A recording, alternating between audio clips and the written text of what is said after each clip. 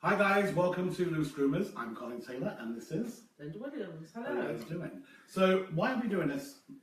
What did we come up with the discussion for? What, tonight or Well, the just whole, in general. the whole thing doing this? Yeah. Because it's about educating people and bringing people together so they can share things and talk about things. And, Absolutely. And this allows people that are sat at home to join in with whatever. And we got to remember, we got to talk up so everybody can hear us. Yes. So yeah, we wanted to do the Loose Groomers, and we come up with a name today. Actually, Linda did because of Loose Women, and it's really like a round table, open discussion. And we will be adding more people to the mix down the road, whether it be speakers or judges or guests that come and stay at our houses from around the world. So we could be getting Peanut on the table, well not on the table, but around the table. Don't get too drunk because she might get on the table.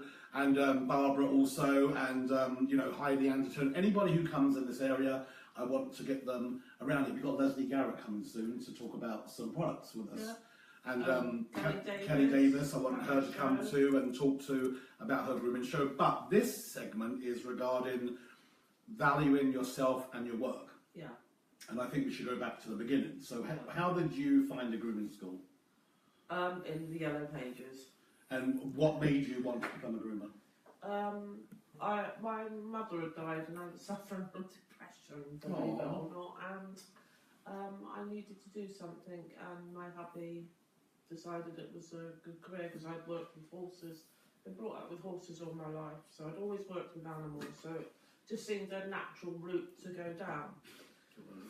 And I found a school, and you go off to school, and before you know it, your course is finished. Yeah. And that's where you suddenly lose confidence. You've sort of done your course, and you know, you go out into the big wide world, and you're quite overwhelmed when somebody wants you to do their dog. Well, and pay you to yeah. do their dog. It's like, wow, somebody wants to pay me to do their dog. And I think this is where the pricing problem starts right from the beginning, because you're just starting out, and so you're sort of valuing yourself probably not as much as you should. Well, you look at yourself as still being in that learning process, which has been the big debate over the years, and we've said that when you leave school, you should be really charging what we charge, because if you start charging according to how long you've been grooming, you're never going to be able to make a living. You won't be able to actually get the prices up there. So it's really important. I know when I first went to grooming school, I was 15 years old, and we went to grooming school, and when I got done with grooming school, me and Tina Gammon, who lives in Australia now, we used to groom in my bedroom at my parents' house. Yeah. And when it comes to how much to charge, we literally said, okay, we'll get the Chinese menu out, and how much is it for sweet and sour chicken balls? How much is it for this? And we were charging because we were still young and living with our parents. But then you go out into the real world and you have to pay bills and make a living. It's a whole different ballgame. And I think sometimes, you know, as a groomer, we're so scared of not getting the customers, we take whatever we can get from the beginning and we start very low. Yeah. But I think when it comes to the confidence part of it, we think a lot, this is about, and once again, before I go any further, this is our opinion and it's not to put anybody down, but I think we think with our hearts and not with our heads, because we look at it as a passion. I've been told many times, but you know, I shouldn't preach about the money aspect of it. And at the end of the day, you have to make a living. And so you have to go out there with the idea of at least paying your rent, paying your bills, and having some kind of lifestyle and going on vacation. But I don't think that's your initial thoughts when you're setting up. I think you're just overwhelmed that, like I said before, people want you to do a service for them, and they want you to groom your dog. And you just become overwhelmed with that, and you think to yourself, well, I'll start off like this, then I'll put my prices up. And it never quite works when you do that, No, because You upset people. Well, and also you have your friends will say you can practice on my dog. Yeah. Well, how long does that practice run last for? When does it ever stop? Yeah. When you start charging your customers, or charging your friends the price of what you should be charging. And you know what? Pricing it's not just a UK issue. It's an issue worldwide because we are all doing a job from passion and we all put a price on it. Some people charge for how long that dog takes them. Some people charge per breed. But one thing I want to say is when I think of when you price, don't eat all them chocolate biscuits. I'll try not to. When you think about what you're charging, you don't just think about the dog coming on that day and what you charge on that dog. It's the overall experience of what they are. It's like going to a Prada or Gucci. You're going to walk in there and spend money, don't you? So when you walk into an establishment, by walking in, you kind of have that kind of idea of how much it is going to cost you or how much it should cost you.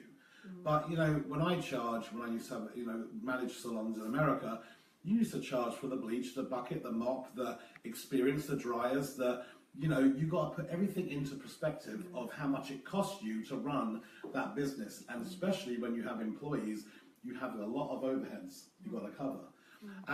But also in the UK, we have a lot of solo groomers. So solo groomers work for themselves and they're normally grooming one dog at a time. And they do keep it as a very smaller sized business, not like the big shops where it's got 10 groomers in a shop. And I understand that one dog come in, they groom the dog and it goes home. But still treat it as a business and make sure you do have value yourself in what you do for a living. Because you know what, it's not just, yes it is just grooming dogs, but at the end of the day you're doing art and it is an art form. And the confidence thing comes down the road, I think. I think they say it takes 22 months to become fully confident in any kind of career. And it is a skill. If you've been to grooming school, you have learned a skill. You know more than what your customer knows, and I think that's always important to remember. Absolutely. Because sometimes you think, this and that, but you do know more than the customer because you've been to school, grooming school. Well, also, you have to realise that when a customer comes to you with a dog, and you look at that dog, they are looking at you as a professional to guide them. However, sometimes I think a lot of groomers allow the customer to take the reins and control your business. And when you start allowing that, that's when it turns into them calling you up on a Sunday and all this kind of stuff. And then you feel guilty, so you end up doing what they say and what they want, and which then even knocks your confidence even more. And also, when you're working by yourself, you don't have that kind of interaction with other people. No. I remember in America I used to groom next to people, they'd go, "Oh, Colin, that dog looks like crap, you missed a bit of hair there." Yeah. And it was good because you could have that banter, and what you see on your dog, somebody else sees differently. So you might think it looks great, but sometimes you're like, "Oh, there's a little bit of hair missing there." So I think the other way round, you might think it's not such a good job, but in fact you've done a really good job. Exactly. And I think when it comes to people that suffer with low self-esteem, and I will say this, in this industry, I know it is an industry where we are people that are very passionate, and we do have, we do suffer with anxiety, and we do suffer with low self-esteem, and a lot of people with depression. And I think the dog grooming helps a lot of people with that. But also, it also works in the other way where we kind of put ourselves down too much, or we second guess ourselves too much, and we flaff around too much with a dog because we think, "Oh my God, the customer is not going to like it," when in fact, 45 minutes ago, that customer would have still loved it. But we are taking questions, so if anybody has any questions, please feel free to ask any question you want. And Johnny, our guy behind the cameras and the iPad and the computer will tell us the questions and we can answer it. Yeah. We do have a request. It's not as much of a question from Katie. She's asking if we can discuss home groom pricing versus mobile grooming. Okay, well that's perfect. It's quite an open question. Yeah, and you know what? That is a good question, Katie, and for anybody else. And mobile grooming is very important too. I don't believe. I think if anything, the mobile grooming should be more expensive, not so much in the grooming of the dog, but in the actual driving to the client's house. Like in America, when I worked for Wagon Tails, you had your service fee, you had your grooming fee, and that service fee went into like a saving pot, which then helps you with the MOT on cars, flat tyres, pulling yourself out of ditches. Believe me, I went into many ditches when I worked for Dina Perry. She'll vouch for that. And I think, you know, when it comes to home grooming, groomers think they don't have to charge as much because they don't have any overheads. Well, in fact, you have to think about the future. So if you are a home groomer and then one day you say, oh my God, I've got to move into a shop because I'm really, really busy, you're never going to be able to jump your prices up from being the home groomer to being the shop groomer. So once again, you should start as you mean to go on. So it's really important that groomers do, whether it be home grooming or shop grooming, they should be the same. Mobile groomers should be the same in the grooming price, but they should be charging a service fee. And believe me, even if you charge £3, and to answer... What's that, £3 a mile, or...? No, you know, well, I mean, like for me to call up a taxi right now and get a taxi from here up the road, they're going to charge a minimum of £2.50. So when you get in your vehicle, because it's a convenience for somebody to stay home and hand you the dog at the front door, there should be a charge in that, in my opinion. Yeah, I mean, you know, that shouldn't be done for free because, you know, when you get that money for that groomed dog, then you've got to take out the petrol, you've got to take out the insurance, the wear and tear of the vehicle, the shampoo, and then you'll end up having nothing. And so, and that's, you know, believe me, when I was a groomer, when I first started out grooming dogs, I didn't have any business sense whatsoever.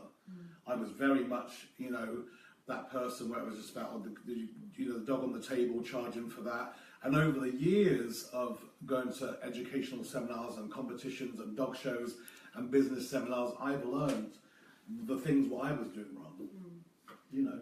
Yeah, and I think that's a really good thing at the moment. When I learned to groom, which was 22 years ago now, there was about 2 seminars a year, and there was nothing like this. Now there's so much out there. Oh, absolutely. Absolutely. Much out there. There's probably a grooming seminar every single weekend.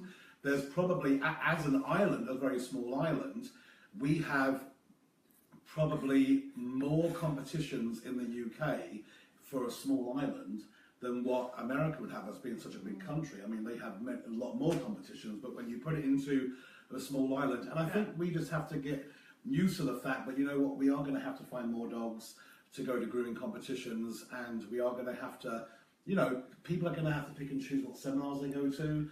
I know some people, I go to my seminars, I've got the same people in my audience, I'm like, God, you must be sick of me. I mean, you live next door to me. Oh, well, we won't go there. Yeah, we won't talk about that. But you know what, I think is that, you know, I think it's important for education now, and when it comes to people, we're talking about social media, but when it comes to educational websites, you have learntogroomdogs.com. They have over close to 500 videos on there, which it might be, you know, it could be grooming a dog, it could be a business, it could be anything, but they have a lot more to give. And then you got also Groomers Gallery, which is right behind me. That's run by Simpsons. They're also getting bigger and bigger. So there's no reason, even though you go to grooming school, the grooming school is just your first stepping stone to then, which takes you into the big wide world of grooming. And then you have to make sure you go out of your way to attend seminars, to go online and learn how. And it's not just Facebook. No. You know, I mean, we're doing this live feed on Facebook right now. But, you know, what you have to understand is Facebook's amazing, but it does confuse a lot of people also when it comes to questions. You know, like how much should I charge? And even though we can't say you should charge this, there should be some kind of ballpark of charging, because I think a lot of people get very, very frustrated and a little bit confused when it comes to certain things. Yeah. You know, so it's really, really important for that. But, you know, so I mean, like, so you have a grooming salon. Yes. And do you still get nervous after all these years? No. No. No. You go into work, you just do your thing. I go into work and I get I don't get nervous about doing the dogs. I get nervous about not nervous, but making sure everything's okay and there's clean towels and there's, you know, everything's up together and just things like that, really. And what about when you first started though? Oh, Because I remember when you first bought that building and you were like, oh my God, shall I do it, shall I not do it?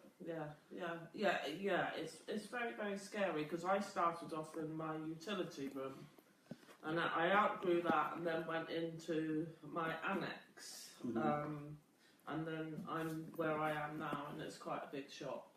But and it is scary, but I had the customers to take with me, so I wasn't going into it where there's no work. I took work with me. And also, I mean, I know people that have said to me, oh my God, I've been looking at a business right now, a shop, and the rate's of 36,000 a year, and I'm thinking, oh my God. Yeah. You know, I mean, you know, do you know how many dogs you've got to groom to make just the rates of £36,000 a year, let alone if you have to take employees on or if you want to give yourself a wage? You know, that's a lot of money you've got to come up with. Yeah. You know, so it's really, really important. But I think, you know, getting back to the original subject when it comes to the actual self-confidence and self-worth, I think we, you know, to go for your further education, it could be a seminar. And if you go to one seminar and if you learn one thing from that seminar, then that seminar's been worth it. And it could be how to put a little bit more angulation on that dog, or even how to use your tools more efficiently. Because I know some people I see work, and they're working harder, not smarter. So they're not utilising their tools. I mean, if you think about back in the day when you probably learned to groom and I did, we didn't have snap-on combs then. No. Well, and I think we did a little bit further in, but they weren't any good. And we didn't have the cordless clippers. No. And we didn't have blasters. And everything now has been given to us to make our job easier. However, that comes at a cost too.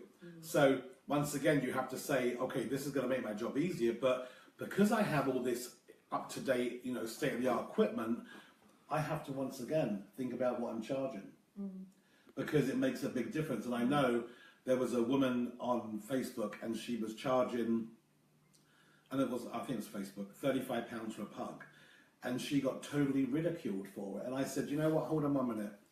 £35 for a pug, in reality, that's what I would charge. Yeah. Because you can groom a pug for £15, you can wash it, you can shove it in a crate, and then you can give it to the owner. And if you did that, I think £15 is too much money. But if you do it properly, you wash the pug, you rubber curry the pug in the bathtub, get all the undercoat out, you blast the pug, you're coaking the pug. I think that's a lot of work. And the amount of hair that comes out of the pug is quite surprising. You know, it's not just about the work; it's the responsibility. You are taking care of somebody's pet. Absolutely. You know, Absolutely. It's not just your time. You are responsible for that animal while it's in your care, and that is a big responsibility and shouldn't, you know, be taken lightly. And I think, you know, that should reflect in pricing. Well, absolutely. You know what? I think when you follow the 5 animal freedoms, and it's not even just a fight, there's a lot more than just the 5 animal freedoms, and the Animal Welfare Act is not just for groomers, it's for cattle, it's for chickens, it's for everything. Can you explain the 5 animal freedoms to people that I mean, don't understand? Well, basically, to put it into a nutshell, it is you cannot put any dog through any unnecessary pain or suffering. Yeah. And that could be in housing, it could be in anything. And actually, matted dogs and grooming dogs hasn't really come into it, but I think it's now playing a little bit of a bigger part in the industry where it comes to, when a dog comes to your salon and solid mat, is that really a welfare issue? And to me, it is a welfare issue. However, the flip side of that is the fact that they're getting the dog groomed tells the people that they are doing the dog a favour. Even though it should have been groomed a long time ago. Yes. So yes, they're waiting a lot longer for the dog to be groomed, but the fact that they're doing it, exactly the same as when you see a horse, you know, in a field, and in my opinion, like, hasn't it got a house to live in? But as long as it's got food and water, it's fine, isn't it? Yeah. You know, so, but, you know, I think when we're talking to our customers, we should really stress out about the Animal Welfare Act, and that you as a salon follows that Welfare Act. Because when somebody comes to you and they say, oh, you're just being lazy, you don't want to brush out my dog. Well, actually, I'm not being lazy. I'm doing it because it's against the law to put your dog through any pain or suffering. And I think that's important. Any questions so far? Yeah, we've got another question from Julie Harris. Julie Harris. Yeah. Oh no. She has said, I know anxiety is a huge problem with groomers. Do you have one top tip or coping strategy when dealing with customers? Oh, without popping a Valium beforehand. Okay, so, well, first of all, you know what? I used to be so angry and get so angry at customers. And I have learnt over the years to just try to understand, but they really don't know. And it's our job to educate them. And even, do I have a strategy as to how, you know, I listen to them, I nod my head, I have a smile on my face, and I try not to let people upset me, customers upset me anymore. I do realise, but it is their baby we're talking about, and we have to look at it like that. And they think they know what's in the best interest of their dog, when in fact, we are trying to educate them to let them know, but we are the professionals. So yes, you know, there is a huge amount of people in the industry with anxiety. And I think, you know what, to be honest, I think we also are a community of people that rushes a lot. And me, for example, I can be like really, you know, crazy. And I've learned, it's a lot easier when Colin's around, but I've learned over the years, you know, but to get to somewhere earlier than expected so you can sit down and relax and not have to rush into anything, to know what your day is before you go to work so you can understand if you have that Mrs. Smith who sometimes can be difficult, you can gear yourself up and you don't have to go into work and say, oh my God, Mrs. Smith's coming in, and be like, you know, all nervous. And don't overbook yourself. Be sensible when it comes to your booking in. And I think just smiling to the customer changes your mood and changes how you talk to them. Well, it does. You know, I mean, it makes you feel better to smile. Yeah. I mean, you should do it more often, shouldn't you? I know. You're such a miserable bitch. I can say that. You can say that. But yeah, I mean, and also with depression, you know, we have to realise, and I will say this, and I mean this from the bottom of my heart, when it comes to this industry or any kind of profession, you know, when somebody has groomed a dog, and it might be the best job in the world what they've done on that dog to date from grooming school, and they take a picture of it and they're really proud of it and they put it on Facebook or any kind of social media, and somebody looks at it and totally ruins it and makes them feel like utter crap. And I think it's important that we have to realise we don't know what that person is like behind closed doors. They could sit in a room with the curtains closed in the dark. They could suffer from severe depression. We have no idea. And grooming is the only thing which takes them away from that depression. And they've done that dog, it's beautiful. So I've always, you know, I've said to people, you know, when you see a dog online, if it's not to your standard, just keep it in your mind and don't vocalise it. Yeah. Any other questions? Yes, we've got Jean Parsonage. Jean. Yeah.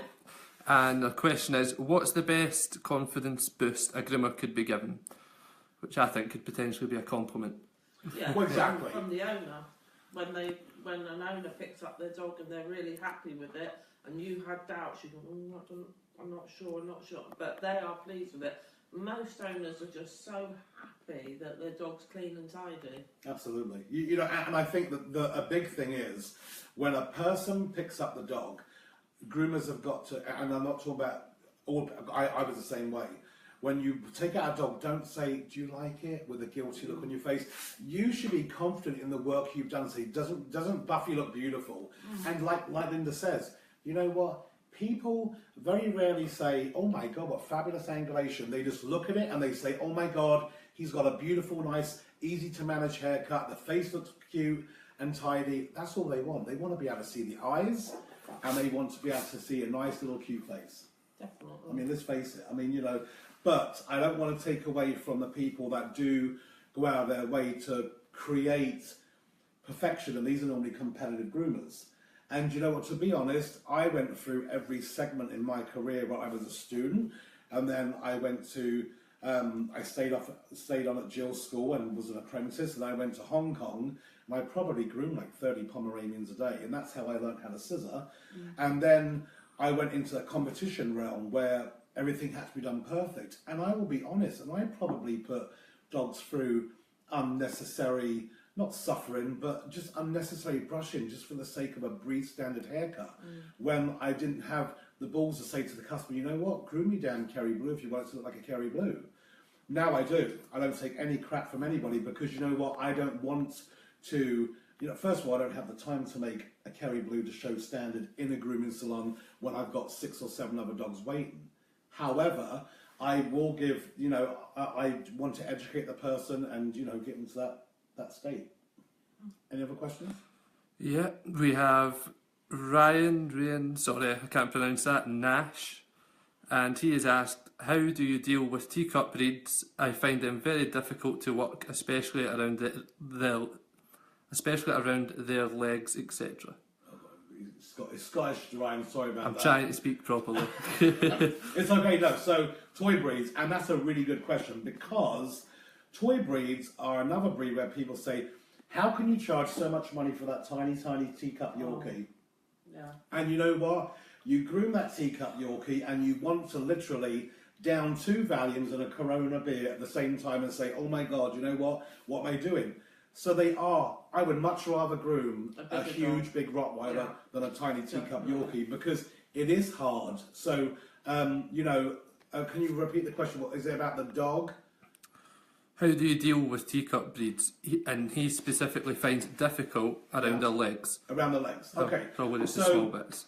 You know what? When it comes to because as soon as you pick up a leg, they want to put all their other legs underneath their body, and this is when. You know what, you can look into certain kind of restraints, but sometimes restraints are sometimes too big for them dogs. However, saying that, I will say the hammocks do work really, really well for the small, tiny breeds. And also handling. You know what, this is one thing where I've always said to people, if the dog wants to sit down, let the dog sit down. If the dog, you know what, we are in this way sometimes where we feel like the dog's got to stand up the whole time. Get the back legs done. Let the dog sit down and remember, in my book, what do I always say? Good is good enough. Because you know what? It is. And we have to go back to the old saying where we might not see it as being perfect, but the customers are very, very happy with what you've done. And if you talk to the customer and say, look, I've tried to groom, they've always got a name like Tiny, haven't they? Or Tyson. Yeah. Tiny little Yorkie called Tyson. You've got to say, I've tried to do Tyson, I've tried to groom his back legs, it's not going to be perfect this time, but over the period of times it's going to get better. And I think when you talk to people like this and they understand that you are trying your best, and they're totally understandable, but do not think you have to give discounts or a free haircut because the haircut's not up to par in your opinion or in your eyes. Because once again, you know what, this job isn't easy. We're handling dogs what move around, and sometimes it's not going to be perfect. I mean, I've done some dogs, I'm thinking, holy crap, that looks like shit. And don't be afraid to say no if you have a dog come in the salon that you're not happy to groom for whatever reason. Exactly. If it's aggression, it's size. You don't have to do big dogs, you don't have to do little dogs. You can choose which size dogs or which dogs you do. Yeah, I mean, when it comes to grooming by yourself, you can say, I specialise in small dogs. And when we're talking about that kind of thing, also specialising in something, you got to remember, as a groomer, we go to grooming school, and in a certain amount of days, if we can learn how to groom like a nice dark blue snap-on comb all over with a cute face and tail, that's great after 20 days, isn't it? Yeah. However, when you leave grooming school, then you get people asking you to do skilled grooming, which it could be scissoring a dog all over, it could be hand stripping a dog. And that's when you get into the skilled part of grooming. And also, obviously, the handling. Handling's a skill too. But there are certain procedures where you have to look at it as, it's not just taking a snap-on comb all over a dog. No. You've got to think about the balance. And this is where it pays you to carry on your education, go to seminars, keep learning. It's so important. I mean, Julie Harris does a seminar on anatomy. God, I can't even say the word. And it's a really, really good seminar because it puts everything into perspective of, you should understand where the dog's muscles and tendons are and where the dog's bone structure is. And also will help you with your grooming, because when you groom to structure, believe me, a beautifully put together dog can make it a lot more easier for you to put together, as in the style.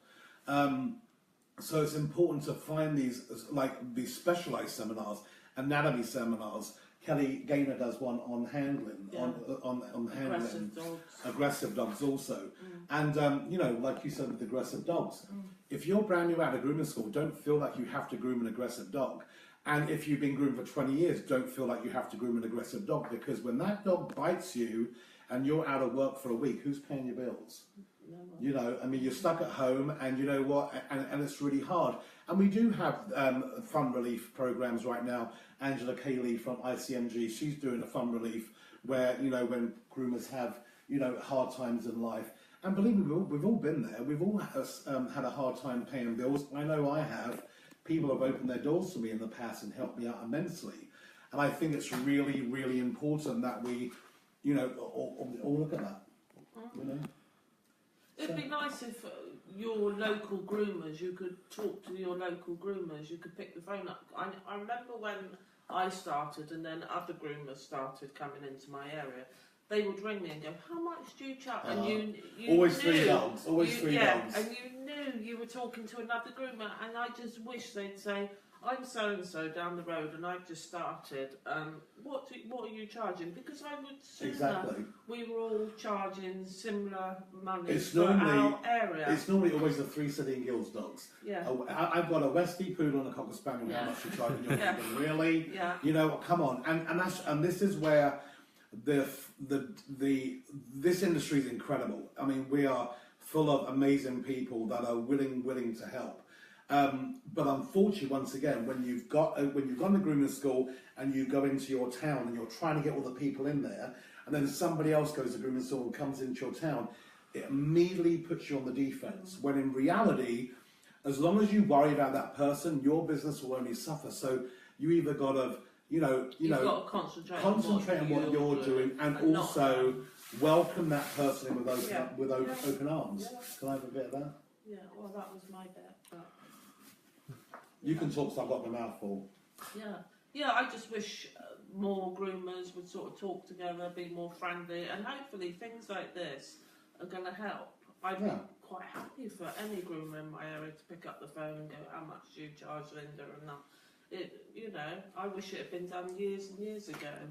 Well, it's the same with cat grooming. If you don't groom cats and somebody else does, you can recommend. If you groom specialising soft-coated Wheatons and somebody else doesn't, you can help each other out. And believe me, when it comes to Christmas time and holidays, when you're busy, or if you can't get somebody and you can recommend somebody that's good, you know what? And I say good, I don't mean amazing. Yeah. Because you know what? Good is good enough. You know what? When people think about grooming dogs, they say to me, oh my God, you grooming, that scissoring. I'm like, I don't do that every day in my salon. I groom, or when I worked in a salon, I groom nice, easy to manage pet trimmers. I'm a pet groomer before I'm anything else, because your dog grooming competition world is this big, your dog show world is this big, and the big picture is massive, because that's where, at the end of the day, that's what you're going to make a living at, is grooming pet grooming. Clip down dogs. And believe, when it comes to clip downs, there's an easy way to clip down a dog, and there's a hard way, and you can make a shaved down look very nice when done properly. It's not just shaving the dog down with a 7F. You have to think about the direction of the coat. And I know when I do my seminar for Christie's Direct this coming May, Julie Harris is going to be there also. It's going to be in Manchester. I'm going to be doing a couple of shave-offs, and so I can show people about where the coat direction goes, because we see so many people groom beautiful bichons like Alison Rogers, and I want to see more of the things we have to tackle every single day in the salon. A dog maybe doesn't want its front legs being touched, so you know how you can handle the dogs. You make it a mess. I know, sorry. Okay. So I think going back to another groomer opening up in your area, you shouldn't be frightened of them. At the end of the day, the customer decides where it's going, not you. You can't drag them in off the street with a gun to their head, asking them making them do their dog. They decide where they're going, and if so, it's not a big deal if somebody else opens and they're putting flyers out and working hard and that. It's no good sitting back and bitching and going, well, I'm not getting any customers. If you're not advertising, if you're not doing what you can for your business and the other groomer is, then that's your fault, not theirs. And also, when it comes to that, you hit on a very good point. When somebody does open up a shop and they're looking at advertising, what are cheaper ways of advertising? Well, there's Facebook, there's all sorts. There's But there's shop church windows, magazines, church magazines, pubs, cards in parks. shops. Yeah. You know, it's Yeah. a bit, I mean, don't be creepy and hang around a park by yourself and just say, you know, that doesn't look good.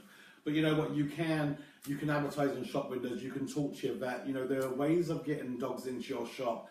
And also, I stress, it's really, really important to have a website. The amount of people that say, I got a website, Facebook's okay, but the way people find you is on Google. Google is the search engine around the world. They're going to punch in dog grooming salon Kent, dog grooming salon Froome Somerset, and then you're going to come up. If you don't have a website, you're not going to come up. Okay, unless, but somewhere they have it on Facebook, don't they, your Facebook profiles. But still, you know what, people want to see a nice website with photos about you, and you don't have to say, my name's Susie, I've been grooming for 3 months, because right away you've given them that opinion that you're not that, you know, well qualified. Yeah, and believe me, you can be an incredible groomer after 3 months. Yeah. And, you know, so it's really important to give yourself a nice bio, nice little bio about yourself, but you love animals and blah, blah, blah. Nice photo gallery of some before and afters at grooming school. And so if you're at grooming school, it's really important, I stress, and people like Heidi Anderson or Julie Harris or any of the teachers, Eve Summers, Joanne Engels, they probably tell their students to take before and afters. It's really, really important because they want to see the difference. Even if it's a shave off, it doesn't matter. Sometimes a shave off is more of an impressive before and after than a Wesley cut. Do you understand? So. And I think also if you have a customer come in slagging off another groomer, don't get involved in it. Don't join in with it. Just ignore it, because I just think you've got no tea. I just don't think it's a good idea to go down that road and join in. Well, you shouldn't do. You know what? When somebody comes in, and if you're a groomer, and we do this because I think we're passionate, and we sometimes, I know I do, you can all vouch for me here, but I sometimes open my mouth before I think.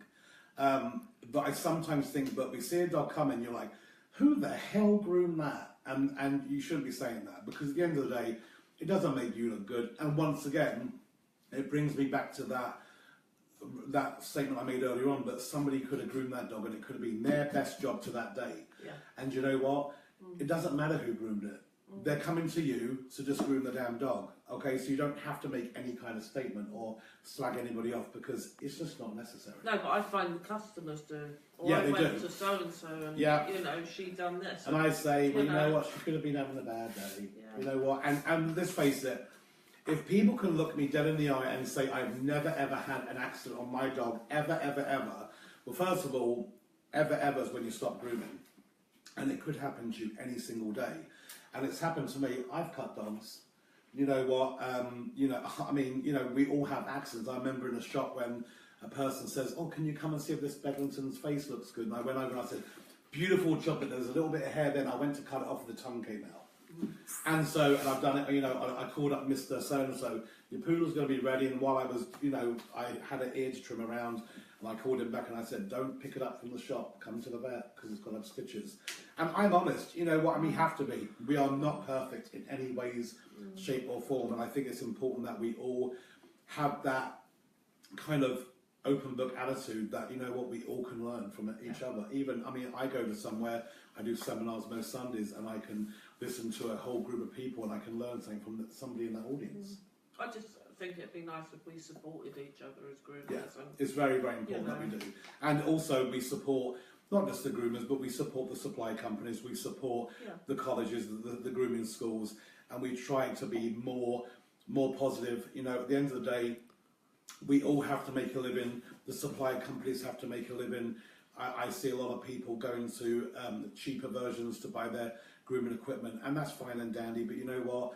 When it comes to me personally, I have supply companies that support my show, and I am all up for supporting them, you know, because they go out of their way to give us lots of money, and they give us lots of supplies, and in return, I tell people, be careful when you go cheap, because you know what, when you go cheap, you'll be paying later. yeah. Any other questions, Johnny? Yeah, we've got a question on a slightly different subject from Julie. Julie Harris? No, Julie Stacey. Okay. She says, "Hi, 7F blades. Yeah. I think they're great, but mine hasn't lasted very long. A wee sad face. Do you find this, or is it just me? I find I can't use it on dirty or wet hair, whereas the normal blades glide through. Your opinion, please." Okay, so the question was regarding the 7F blades. Her blade hasn't been working for a long time. Before I heard the end of that, I was going to say make sure you have another machine so you can see if it works on another machine, because sometimes your mechanism in the clipper that goes back and forth, your hammer, your drive, sometimes that wears down, and if that wears down, it won't work the blade properly. However, also, when you have millions of 7Fs being mass produced in a factory like they should be, sometimes there's a dud one. You know, I mean, it's not the manufacturer's fault, it's not the supplier's fault, it's just one of them things. So if you find it immediately happens, always to contact, you know, your supplier. I know that Simon at Redcape and Graham at Groomers and Kevin at Simpsons and, you know, the Christie's group, any of the suppliers be more than happy to help you guys. She's talking about 7FW Right, wide blades. Yeah. Oh, the wide blades? Yeah. Okay. Yeah. Well, so, Yeah. so the 7F wides aren't working for her. Yeah, Okay. Or they're wearing out quickly. yeah, they're wearing Because out quickly. it's a very common blade. If she lives in an area where she's doing a lot of cockers and springers, it's a blade you're using all the time, and it's important that you look after it. You blast it out when you finish work, you oil it, you do, you know, do all that. Well, yeah, and actually we can do like a little video on that, how to Yeah. pull the blade apart and where to oil it. Is she saying, but it happens right from the get-go when she's bought the blade? If it's happened right from the get-go, all she's got It's just it hasn't lasted very Yeah. long. Okay, well, I mean, you know, I would probably, you know, just tell her to call up the supplier and also maybe get it sharpened to see if that does help, which obviously it will help. You make sure when you go to a sharpener, you go to a reputable Well, yeah. sharp. Yeah, The problem, thing is, the those- problem's more with dirty and wet coats. Pardon? dirty and wet coats. Yes. See, I would have a couple of blades for the dirty or wet coats, and have another couple of blades for, you know, clean coats for finishing. I know sometimes people have said they've used a skip tooth blade on a dirty coat and then an F blade on a clean coat. Now I don't have any skip tooth blades because the gaps between the teeth are wider, which then makes it a lot easier to have an accident, especially on the dewlap area, which is around the throat. That's the dewlap where the skin folds. So I always suggest, and even still with the F blade, to stretch that skin back. But if it's having a hard time going through a dirty coat, I have all the wide blades, and I haven't had that problem. However, not to say, but it is not a problem. So I would get the supplier, call the supplier, or to just get it sharpened. I mean, Because, since I've had my 7F wide one, I'm not using my little one, so I'm using that one all the time. Where I've got several of the smaller, not the wide ones, that I used to interchange when they got hot, or you know. And also, you know what? When it comes to what you have to understand is, you know, it's a little bit like buying a car, and there's a lemon in every whatever. Well, cars is a little bit more rare. A lemon car in every 1,000. Where when you have blades which come from a factory, they have an edge put on the blade. Sometimes edges on some are better than others, and sometimes it could just mean you have to get it sharpened. Doesn't mean to say that there's anything wrong with the blade, it just means to say that maybe another, you know, it just hasn't got a good enough edge of what it could have had, if you understand what I mean. But I love the wide blades. The wide blades are good. Oh, I love them. I think they, and also what's really exciting with the wide blades is now you've got the wide Cone attachments. and you have them at the shop too, don't you? Yeah, love them. And you know what? I think obviously when people say, well, why would you use them over the other ones? Well, it is obvious because it does cover more ground. But I am a firm believer in it's easy to distribute even weight on the blade, because with the blades what are straight on each side, it's a lot easier to create them lines when you're going down a dog's rib cage. But because they're wider and they go out like that, it's a lot harder to put too much weight on one side. You do. I think you get a better finish. I find them a lot easier. That's good. You know, I just do. So if you haven't got one, try one, because they are worth getting. Any other questions? Yeah. Sharon is asking about difficult dogs. What's Sharon's last name? Montgomery. Oh God, I knew Sharon it. Montgomery. So it's about difficult dogs. How do you deal with the dogs and their owners without offending them? When clients won't take your advice on grooming frequently, Take them off your books. and then That's what I do. grooming frequency, handling, etc. Okay. And the dog is becoming worse also. Okay. So first of all, And you by know the way, what? the iPad's dying in battery. Okay, so Okay. What percentage do we it have? was 10. So Okay. yeah. So first of all, I would say when you have it, the question was what happens when a dog comes in that the owner's not bringing it in as often as they should. The dog has issues and it's getting worse. The first thing I would say is I would tell the customer they would do it the way I want it done, which means they come in every 4 to 6 weeks or they go somewhere else. Yeah. And you know what? Because once again, the question what Julie Harris had, how do you deal with the anxiety of certain customers? That's a prime example of that question. Yeah. Learn to say no. Learn to say no. Just say no. No, Sorry, not go doing that. somewhere else. If you're not going to go by my rules, and this is why you should have a website. If you have a website, on that website it says code of ethics to be my customer, and then I have code of ethics of me to be your groomer, which means I will follow rules too. But in their rules, it could be you have to come to me every 4 to 6 weeks. In America, and I know this is not America, but in America, a lot of people don't groom dogs unless they come every 4 weeks. Okay, in England, we got 12 weekers, and you know what? I'm sorry, that's in my opinion is way too long. So I simply say you either come with my schedule so I can work with your dog and improve the behaviour, or I'm sorry, I cannot take you on anymore as a customer. Any more questions? We've got one final one then. Yeah. Caroline is asking if you would come to Dorset for a seminar. Caroline who? Rowan. Yeah, of course I will. Yeah. Yeah. Oh my God. She has the perfect premises. Carol, in Dorset or Portsmouth? Dorset. Oh yeah, of course I will. And we were both. I mean, Linda will come do You seminars. can stay. You can stay with her. That's what she says. You have a room. Absolutely. You know what? I mean, you know, I do seminars all the time. Linda's comes to my seminars now. She's become a very good speaker also. And I'm always open to come to seminars. She said, "Say cat." Cats, yeah. I Yeah. like cat. Yeah, absolutely. You know what? I have no problem with coming to people's It's not salons. that far. Dorset's around the corner Yeah. from us. Yeah. And while we're talking about that, and that was the last question, while we're talking about that, I want to stress to people, this is a little pet peeve of mine, I've got to be honest, when somebody says to me, can you do a seminar in my area because the one you're doing this weekend is too far, and I'm like, where are you? And it's like 45 minutes away. You know what? You are only as good as you want to be. And this is why we have to communicate more as groomers, because you know what? There might be another groomer who's coming to the seminar or going to see Julie Harris or going to see whoever it may be. Eve Summers does seminars. We all do seminars around the country. You know what? Carpool with each other, make a weekend of it, have fun, communicate, network. Share a room with another groomer if you stay Unless it's overnight. you. The snow. Unless it's you. Unless it's, we won't go there. We won't talk about sharing a room with Well, me. we will. No, we won't. Just for a little while. Can we talk about it for a little bit? No. Because David Attenborough called up and he said he would like to do a TV show about. Right, everybody, we're cut to the chase. I snore, and I snore really badly, and that's what Colin's talking It's about. like, you know what? You think you're back in the Jurassic times, you're being killed by a T-Rex or something. It's absolutely awful, but that's okay. We're talking about that. That's a whole other segment. But anyway, I hope you guys have had a good time.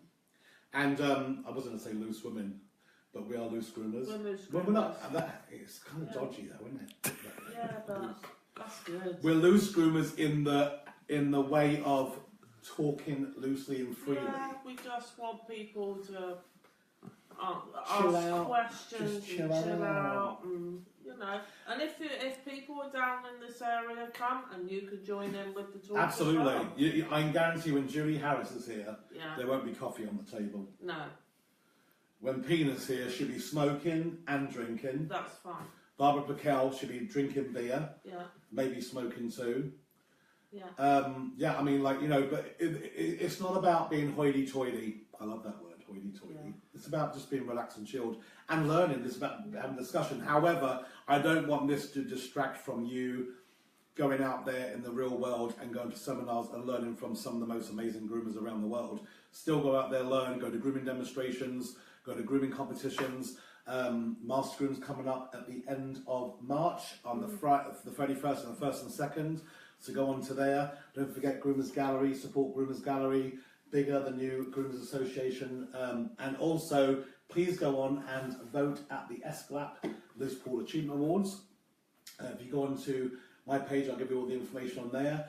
And it's got some categories on there. This year's going to be real fun. Julie Harris has won Speaker of the Year like twice and 2 years in a row. English Groomers Group has won it so many times too. So that they're going to try and, I know they want to go for a third year in a row, but hey ho. But anyway, thank you very much for watching. We're out. We'll be back 7:30 tomorrow. 7:30 tomorrow. And be kind to each other. Get your questions ready. Get your questions ready for tomorrow, 7:30. What's tomorrow? Friday tomorrow. Yeah. So yeah, get your questions ready tomorrow. I'll have the subject put up very soon, but it'll be up. And just remember, we don't know it all, and we learn Well, from doing I this. do. He doesn't. I He doesn't know know I it do all. that. He doesn't. No, I don't. Anyway, so ready? No. What did they say on the boat? Love you. Love you more. Bye. No. No. We're doing it right. We're doing it right. Love. It was love you. Love you more. Love you most. Yeah. Bye. Bye. Bye.